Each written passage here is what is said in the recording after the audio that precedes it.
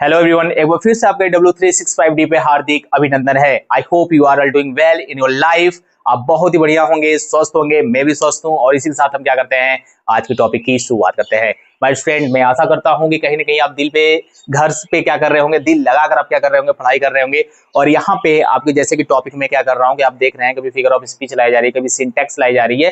Syntax मतलब subject verb agreement, ठीक है। कहीं ना कहीं आपके एग्जाम में आता है माय फ्रेंड, ना केवल बोर्ड एग्जाम है बल्कि आपके कॉम्पिटिटिव एग्जाम में यहाँ से क्वेश्चन देखने को मिलेंगे।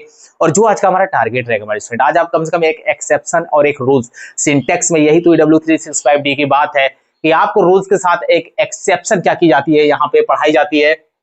और मेरे स्टूडेंट, आप रूल्स नंबर 30 देख रहे हैं, जो कि 50 रूल्स की सीरीज में ला रहा हूं आपके सामने सिंटैक्स का। तो कहीं ना कहीं आज का जो रूल्स है आप लिख लीजिए मेरे स्टूडेंट, आपके एग्जाम में आप लिख लीजिए। अगर पहली बार आप यहाँ पे W365D पे जुड़े हैं ना, तो यहाँ से एक्सप्लेनेशन देख के जाना मेरे भाई कि कैसे यहाँ पे आपको गाइड किया जाता है इंग्लिश के लिए, कैसे प्रिपेयर किया जाता है इंग्लिश ग्रामर में।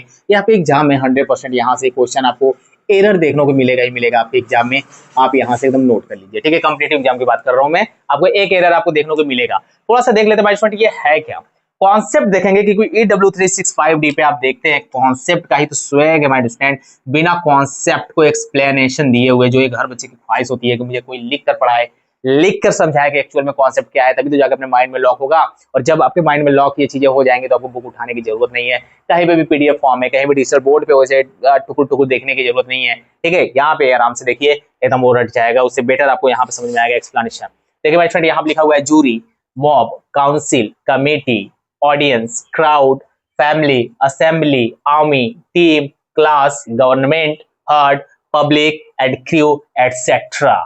भाई स्टूडेंट, ये जितने भी आप वर्ड देख रहे हैं जो मैंने ऊपर लिखा हुआ है ना, सबसे पहले जो मैंने वर्ड लिखा है एकदम लिखते रहिएगा, जो मैंने वर्ड्स लिखा है ना, ये सभी के सभी क्या है, सिंगुलर। सभी के सभी क्या है हमारे स्टूडेंट, आपके सिंगुलर कलेक्टिव नाउन है, सिंगुलर कलेक्टिव नाउन है, ठीक है। इतना समझ में आया क्या? इतना समझ में आया क्या? सभी के सभी सिंगुलर कलेक्टिव नाउन है। और भाई स्टूडेंट, आप ये जितना भी मैंने यहाँ पे वर्ड लिखा हुआ है, जूरी लिखा हुआ है, मॉब लिखा हुआ है, काउंसिल लिखा हुआ है, कमेटी लिखा हुआ है, audience, crowd, family, assembly, army, team, class, government, herd, public and crew, आप देख रहे हैं जो भी मैंने लिखा है ना, ये सभी सभी सिंगुलर कलेक्टिव नाउन है। और माय स्टूडेंट, ये क्या करते हैं, जब भी किसी भी सेंटेंस में, जब भी किसी सेंटेंस में अगर ये क्या करते हैं माय स्टूडेंट, एक्सप्रेस करते हैं एक ही मतलब एक ही वस्तु का, या फिर एक ही मीनिंग का, या फिर एक ही टीम का, या फिर एक ही मेंबर्स का। नहीं समझ में आया क्या? यदि माय स्टूडेंट क्या करेंगे, जितने भी वर्ड अगर आप ये देख रहे हैं, अगर किसी भी सेंटेंस में सिंगुलर कलेक्टिव नाउन के रूप में तो यूज होते ही होते हैं, लेकिन किसी सेंटेंस में अगर क्या होंगे माय स्टूडेंट, अगर ये किसी एक ही क्या करेंगे, कमेटी का, किसी एक ही मेंबर्स की, किसी एक ही आप सदस्य की बात करेंगे, यानी कि मेंबर्स की बात करेंगे, एक ही वस्तु की बात करेंगे, एक ही ग्रुप की बात करेंगे, तो वहां पे हमेशा स्टूडेंट ये क्या होगा, आपका सिंगुलर माना जाएगा। वहां पे आपका क्या माना जाएगा, सिंगुलर माना जाएगा। जिसे एक वस्तु, एक मेंबर, एक कमेटी, एक असेंबली, ठीक है, एक गवर्नमेंट की बात की जाएगी, यानी कि उनके समूहों की बात की जाएगी।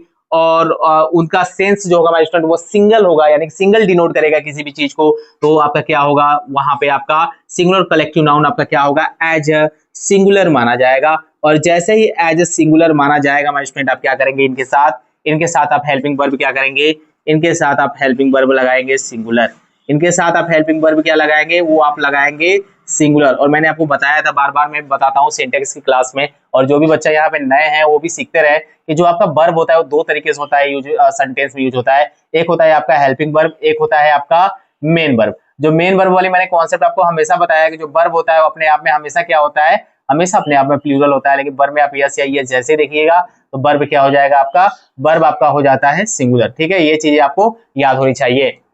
और यहाँ हमारे स्टूडेंट आपने देखा कि जैसे ही आप क्या करेंगे, हेल्पिंग वर्ब आप सिंगुलर लगाएंगे, तो इनके साथ अगर सेंटेंस में आपका सिंगुलर अगर प्रोनाउन की बात की जाएगी, सिंगुलर जो आपका प्रोनाउन यूज होगा हमारे स्टूडेंट, वो आपका क्या यूज होगा, वो आपका यूज होगा यहाँ पे इट, इट्स, इटसेल्फ, ठीक है। लेकिन यहाँ हमारे फ्रेंड कुछ और भी आपके एक्सेप्शन भी है, मैं आपको बता दे रहा हूँ अभी भी, तब चलते हैं एग्जांपल की तरफ। लेकिन जैसे ही माय फ्रेंड मैं यहाँ पे बता रहा हूँ आपको, छोटा सा यहाँ पे देखिए कॉन्सेप्ट को, अगर जैसे ही ये आपके कलेक्टिव, यानी जो सिंगुलर कलेक्टिव नाउन है, जैसे ही क्या करेंगे, ये डिफरेंट, ठीक है, डिफरेंट डिफरेंट क्या करेंगे, डिफरेंट डिफरेंट मेंबर, यानी कि सदस्य या समिति की बात की जाएगी, या समिति की बात की जाएगी, या फिर सेपरेशन की बात की जाएगी, मतलब अलग अलग मेंबर्स की बात की जाएगी, अलग अलग कमेटी की बात की जाएगी, अलग अलग काउंसिल की बात की जाएगी। सिंगुलर कलेक्टिव नाउन तो है, लेकिन अगर ये क्या करेंगे डिफरेंट डिफरेंट क्या करेंगे पर्सन, कमेटी, असेंबली को अगर ये डिनोट करेंगे, एक्सप्रेसेस करेंगे, तो माय फ्रेंड आपका क्या होगा, इनके साथ आप क्या करेंगे प्लूरल हेल्पिंग वर्ब फिर यूज करेंगे। क्या करेंगे प्लूरल हेल्पिंग वर्ब यूज करेंगे। फिर इनको सिंगुलर नहीं माना जाता है, फिर इनको क्या माना जाता है, इनको प्लूरल माना जाता है। फिर इनको क्या माना जाता है, प्लूरल माना जाता है।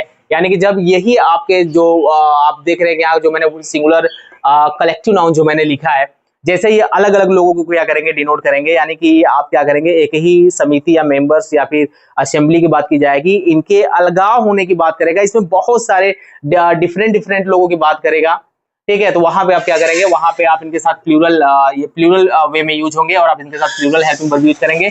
और जैसे ही प्लूरल हेल्पिंग वर्ब यूज करेंगे माय स्टूडेंट ना, तो आप इनके साथ क्या करेंगे प्लूरल आप क्या करेंगे प्रोनाउंस का भी यूज करेंगे।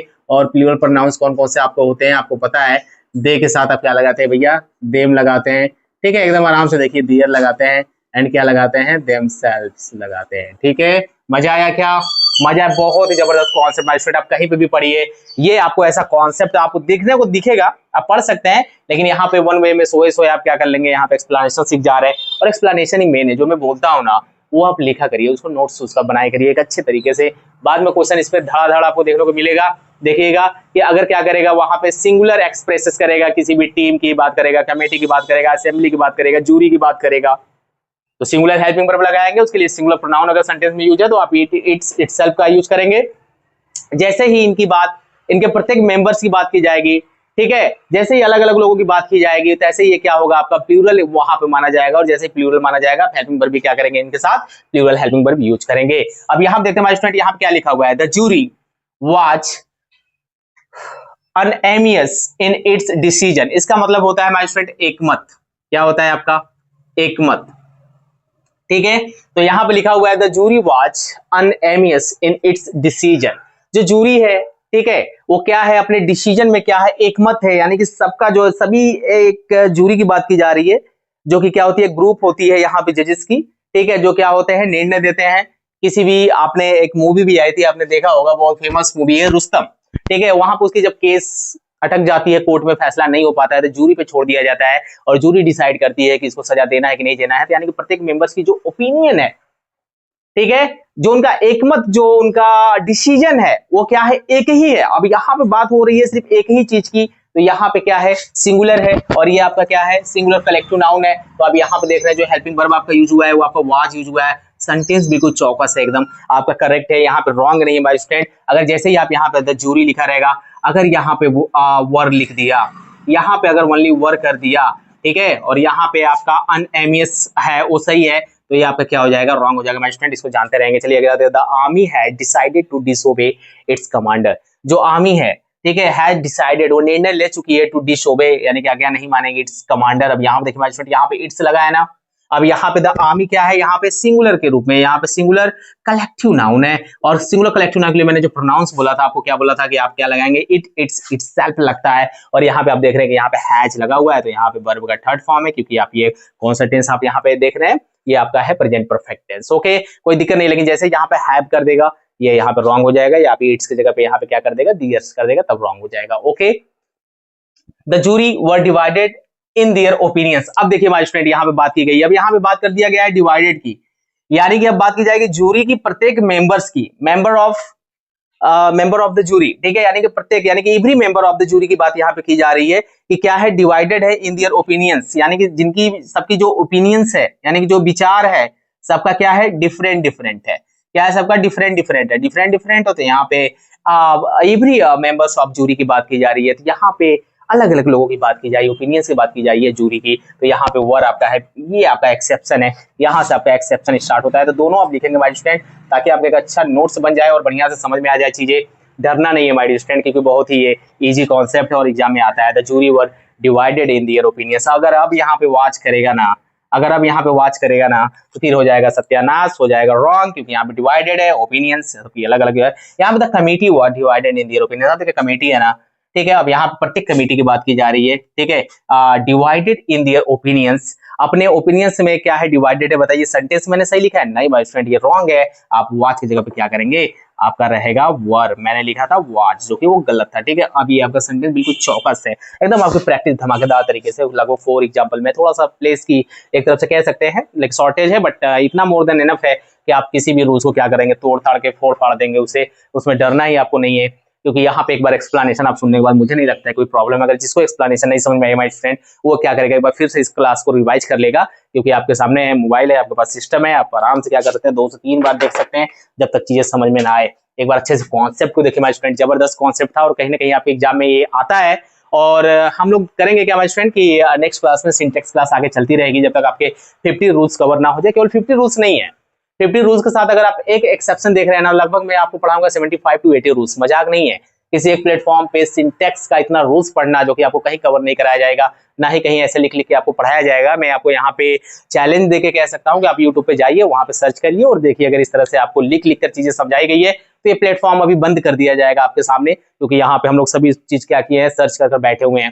पीडीएफ फॉर्म में आएगा मेरे स्टूडेंट आपके पास जरूर 20 से 25 रूल्स दुनिया भर का लिखा हुआ, मेन रूल्स लेकर आएंगे, वही आप पढ़ लेंगे। जाते हैं, कुछ होता नहीं है, क्योंकि इंग्लिश ग्रामर का नॉलेज लेना है तो भाई आपको धीरे धीरे सब्र बनाना पड़ेगा, क्योंकि किसी चीज में जब तक आप समय देंगे नहीं तब तक उसमें आप आगे नहीं जा पाएंगे। यानी कि कह सकते हैं कि आपकी नॉलेज भी आपको तभी मिलेगी जब आप लाइफ में क्या करेंगे, थोड़ा संघर्ष करेंगे, थोड़ा सा धैर्य के साथ बने रहेंगे, तब आप जाके क्या कर सकते हैं, कुछ हासिल अचीवमेंट हो सकता है। अदरवाइज तो फिर सोच सकते हैं बस कि हमें क्या करना है। माय फ्रेंड, मिलेंगे नेक्स्ट क्लास में धमाकेदार क्लास के साथ। एक बार अच्छे से फिर से देखिए, आप इसे बढ़िया से नोट्स बना लीजिएगा, दिल लगा के पढ़िए, प्रैक्टिस करिए। मिलेंगे नेक्स्ट क्लास में, तब तक के लिए मेरे साथ बने रहिएगा। All the best.